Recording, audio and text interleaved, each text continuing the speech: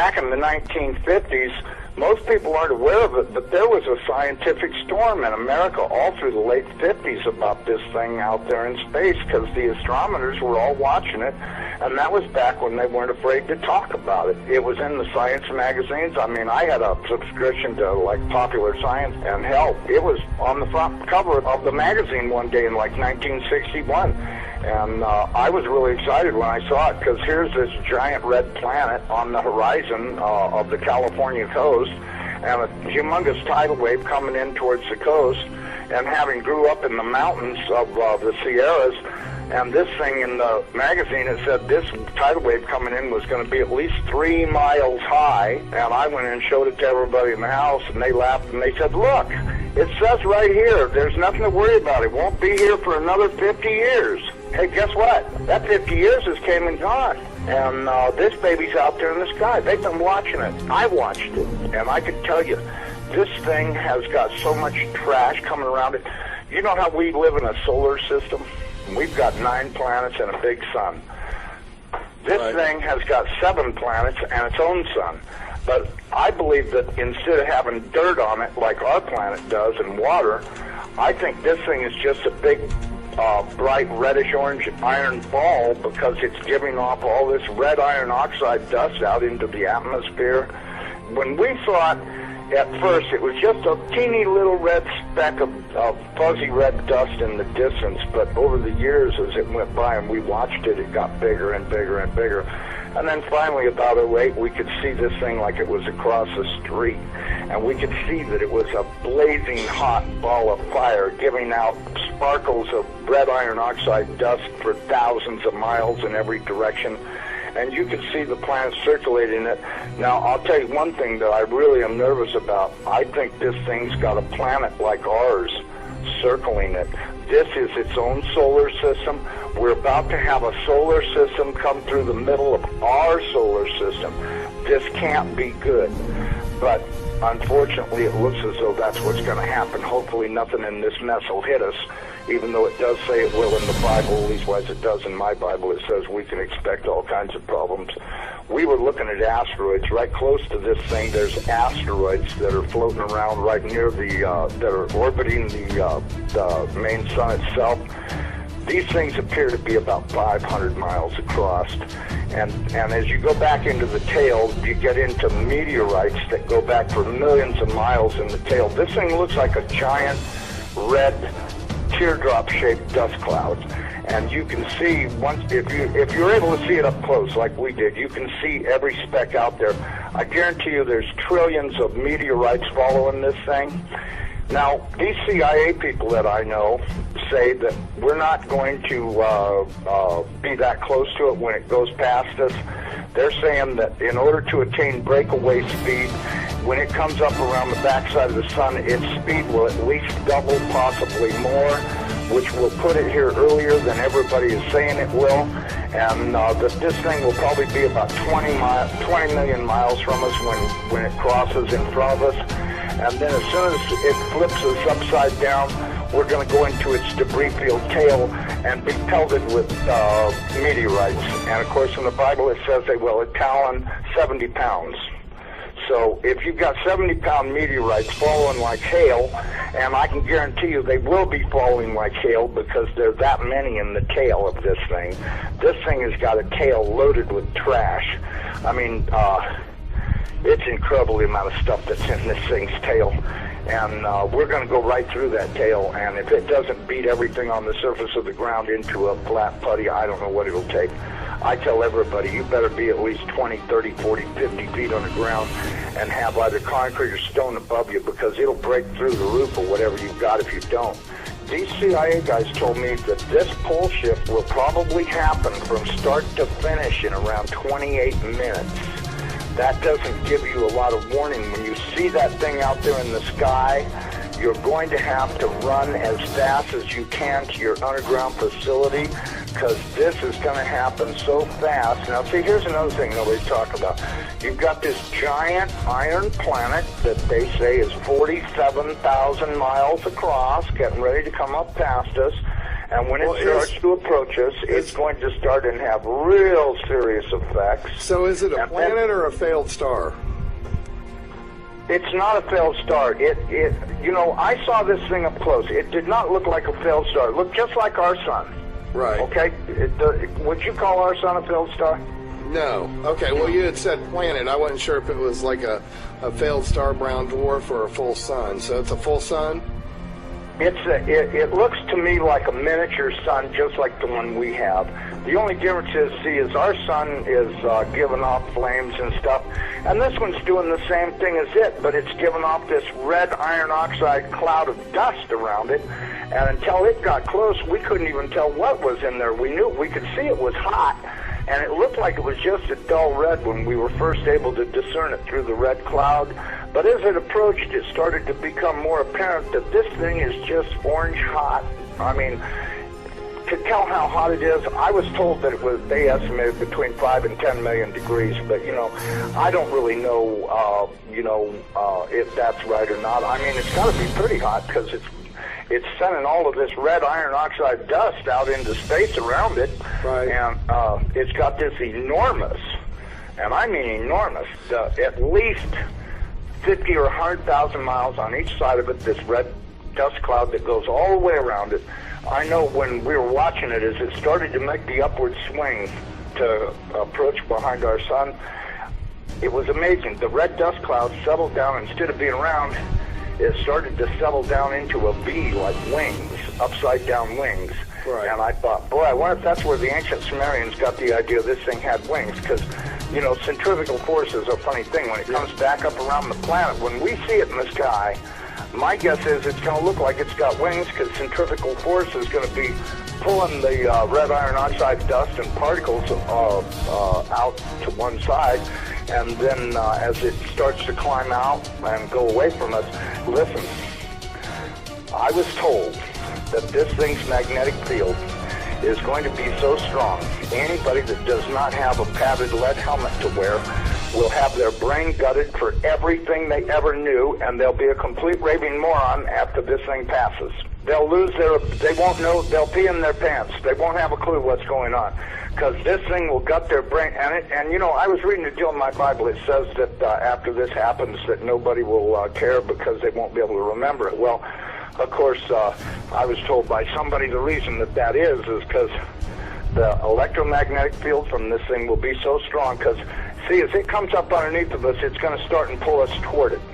And then, just like a pair of big magnets, all of a sudden it's going to lock onto us. And when it does, it's going to be like the Jolly Green Giant hit the earth in the ass. It's going to send a jolt 500 to 1,000 foot high. This is what I'm told. 500 to 1,000 foot high shock waves all the way around planet Earth.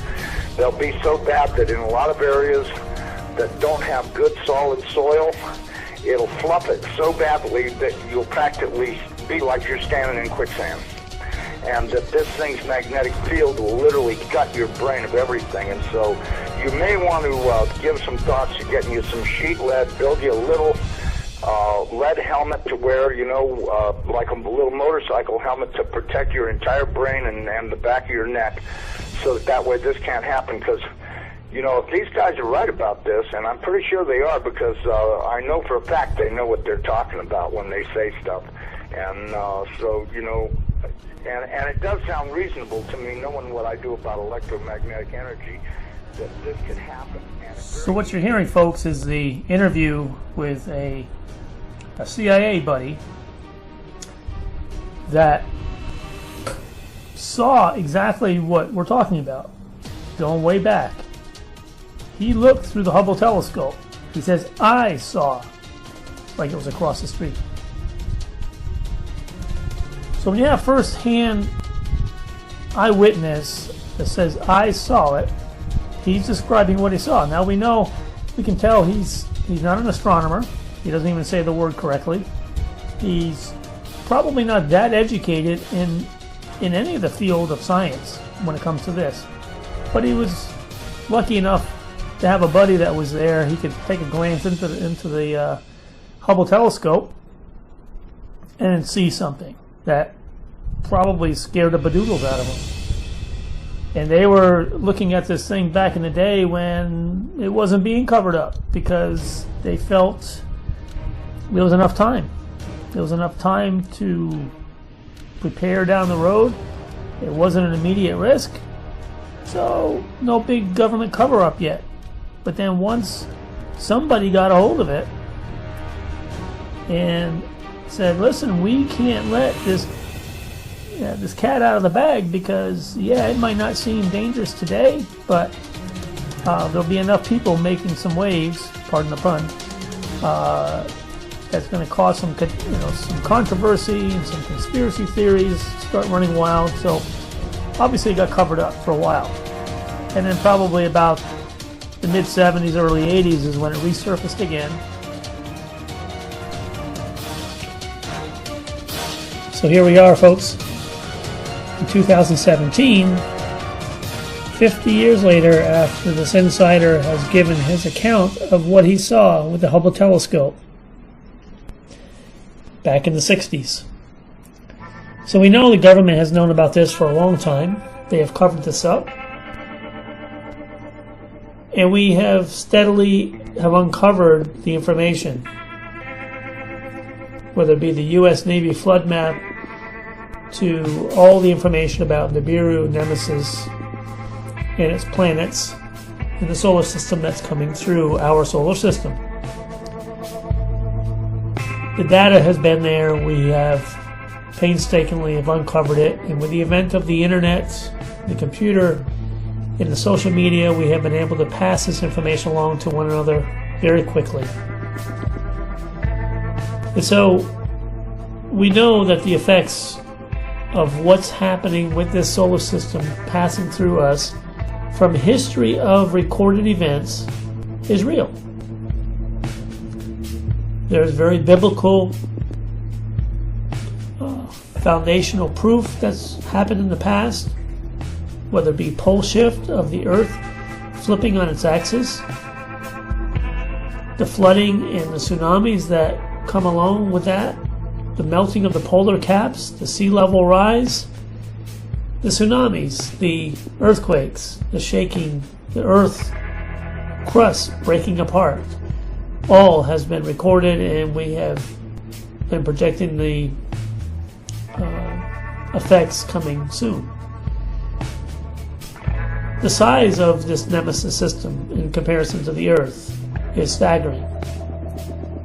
Thus why the government has covered this up for all these years.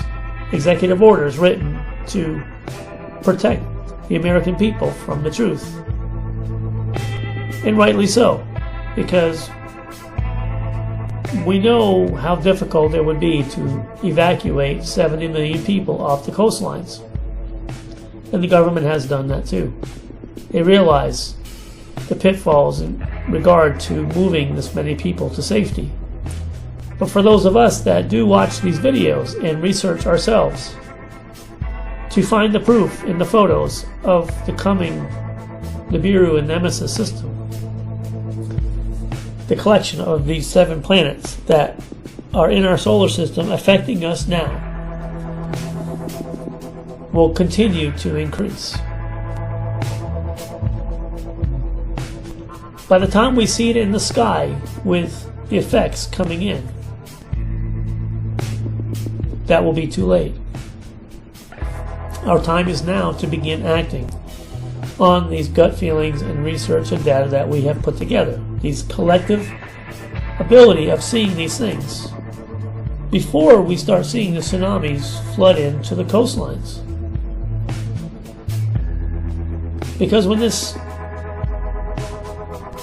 pole shift alignment happens, when Nibiru and Nemesis and the other planets and moons come in proximity to this Earth,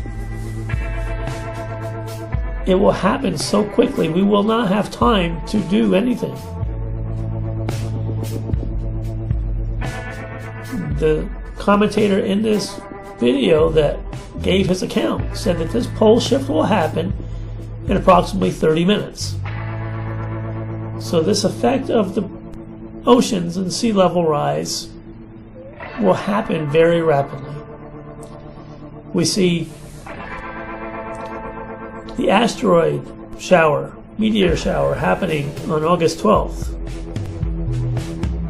We have a solar eclipse coming on August 21st. We have the September 23rd alignment of all the planets and stars, according to prophecy in Revelation 12. This year, September 23rd, 2017.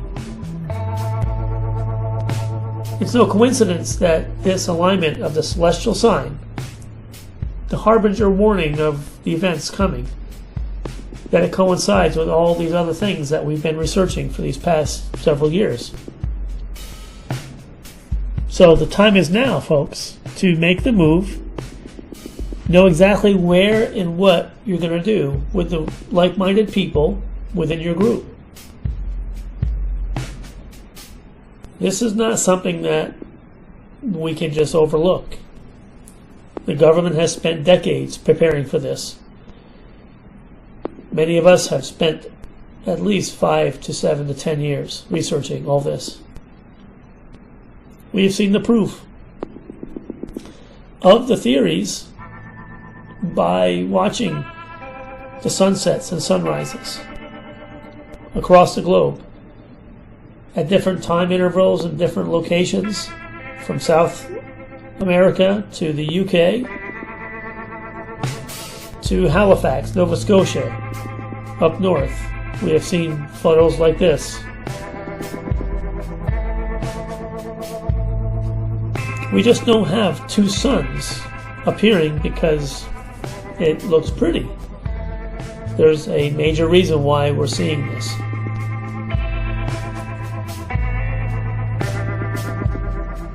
So for those who have done the research and have the gut and instinctive feeling inside to say it's time,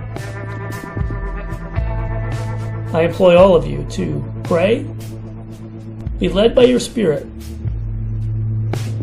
share with others, and make a move. Act on what you're seeing and feeling and make it happen now, before it's too late. Because when we see it in the sky, it is too late. We'll see you on the other side, folks.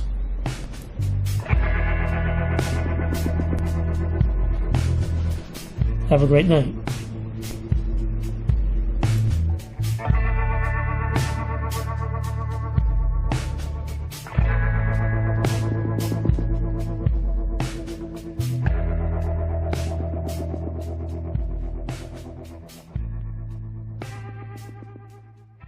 However, before my research, if you would have asked me then if I think there is really a planet X, I would have said no.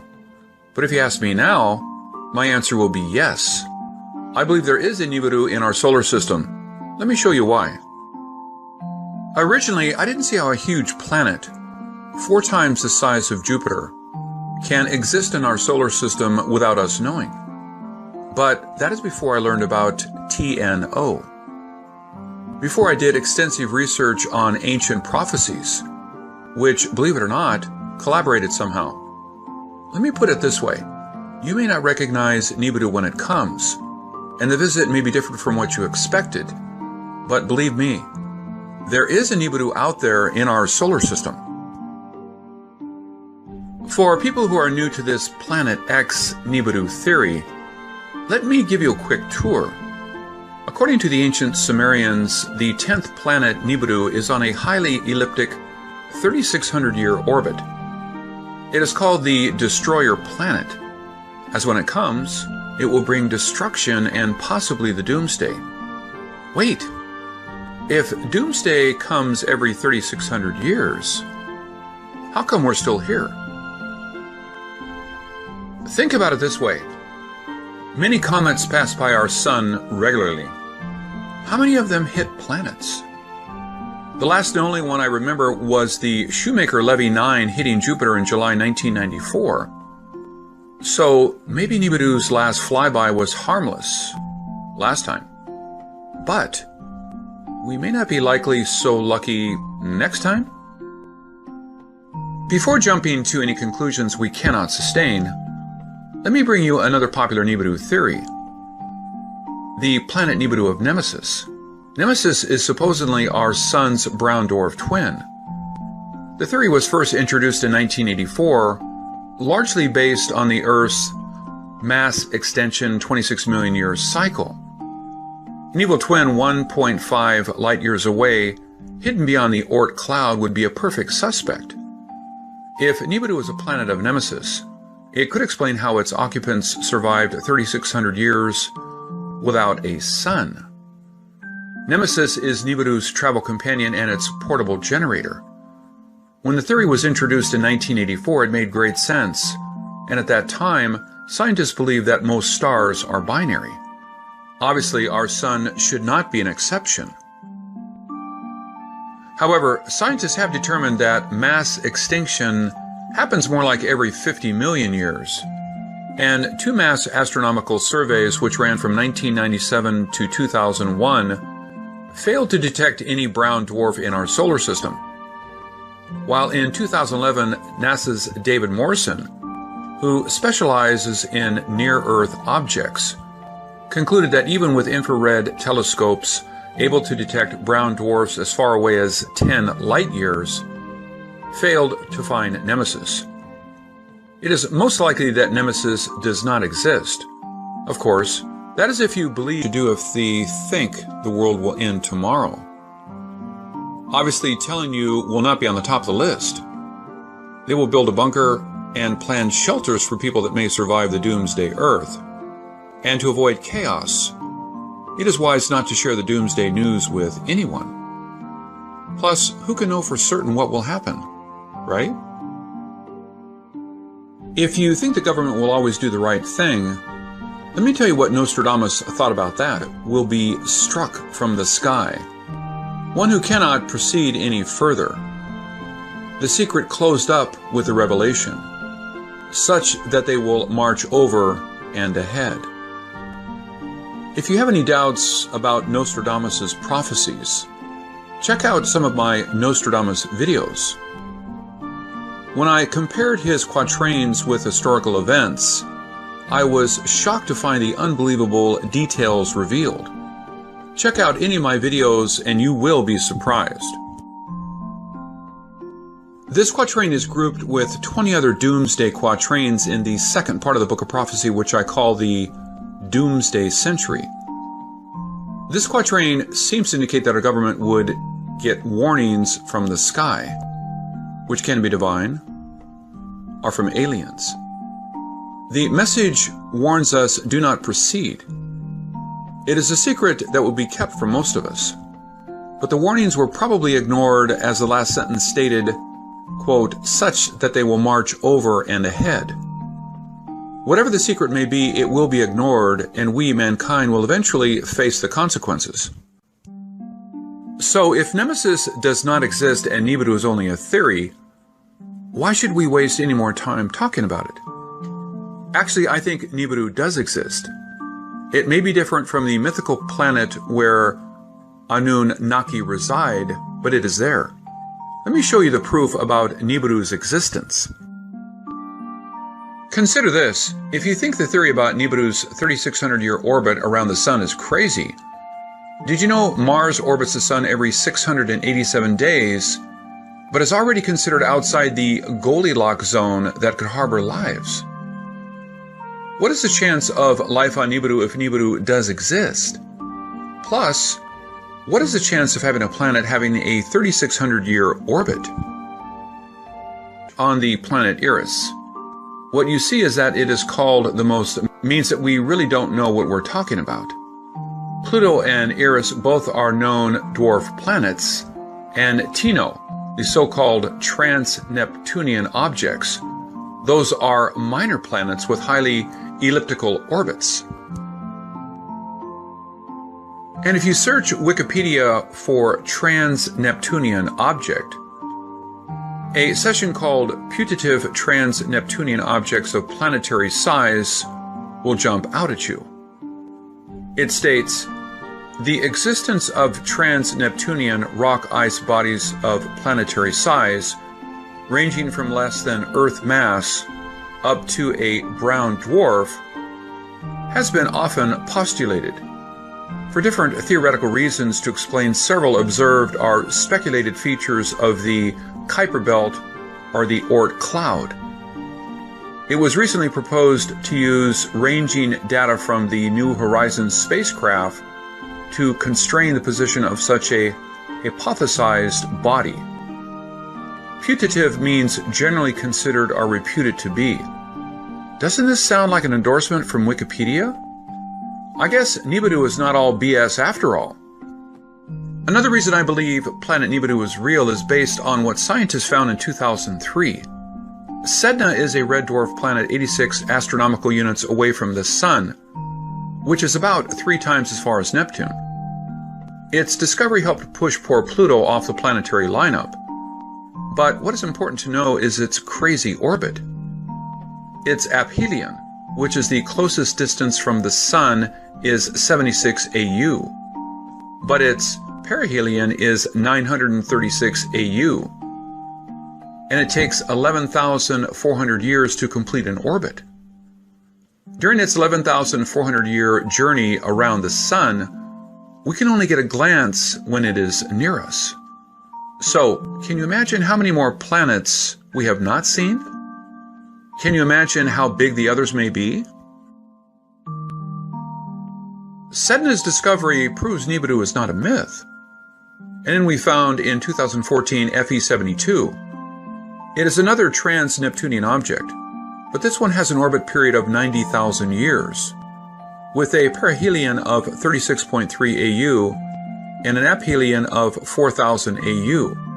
This really pushes our solar system. Why would life choose to grow on a planet so far away from the Sun? Well, I guess we don't get to pick our birthplace, right? We have to adapt to our environment, correct? Plus, life may have started on a beautiful, friendly planet till the planet changed. For that, I will share with you another story we are all quite familiar with, the Shoemaker-Levy 9. Did you know before Shoemaker-Levy 9's impact with Jupiter, it was not orbiting the Sun? That is a fact few people know. Time changed the comet's path and destiny. So, an advanced civilization may have been flourishing on Nibiru before the planet changed its course. Or maybe Nibiru was pulled away by another star. Maybe it is our Sun's binary twin. Its advanced technology made it possible to cope with whatever harsh environment, and its residents refused to leave home. Scientists feel the chance of our Sun having a twin star is slim. But what gravity forces keep these minor planets circling our Sun and something else on these elliptical orbits? There must be another massive body on the other end. Remember, we can only see them when they are close to us. Can you imagine how many more are out there that we have not seen? If the Earth has survived till today, why should we worry? Even if there are 1 million Nibirus out there, they probably won't come closer than Pluto, right? That may be right, but since we know so little, we have to rely on people who know more, and that is the problem. We have found so many new planets and new stars. Who will know what the next